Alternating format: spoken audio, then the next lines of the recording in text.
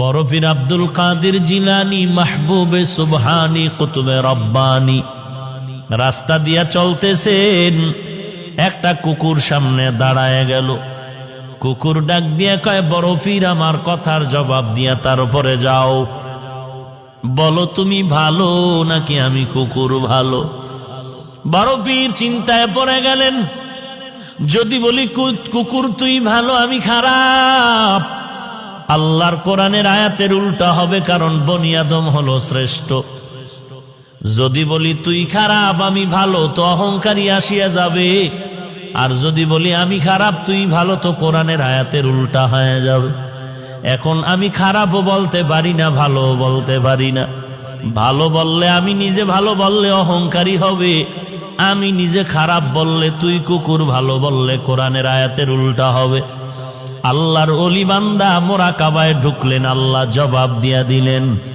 এই জবাব পাইয়া ডাক দিয়া কয়, কুকুর কবরে যাওয়ার আগে আমি তোকে বলতে পারবো না আমি ভালো নাকি আমি খারাপ, কারণ আমাকে সবাই বড় পীর বলে ডাক দেয়, কিন্তু মরণের পরে আমার সামনে কিছু যাবে না। আমার 3টা পাতলা কাপড় আমার আসল বিছানা হবে। ওই অন্ধকার কবর 3.5 হাত মাটির ঘর হবে। ওই কবরে যাওয়ার পরে সাথী নাই, বাতি নাই। আল্লাহ পাকের 2 জন ফেরেশতা প্রশ্ন করার জন্য আসবে।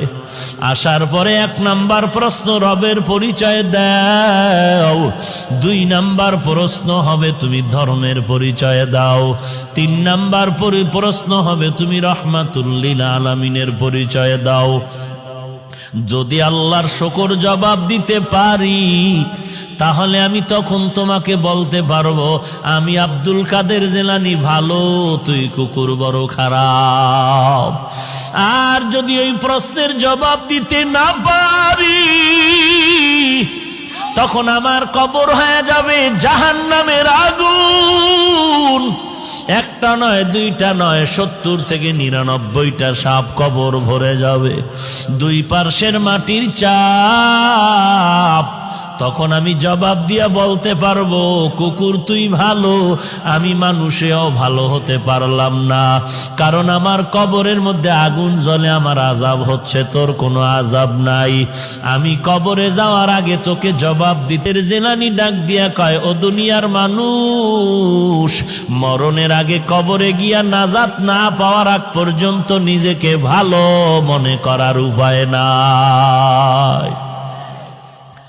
আমারে মাওলানা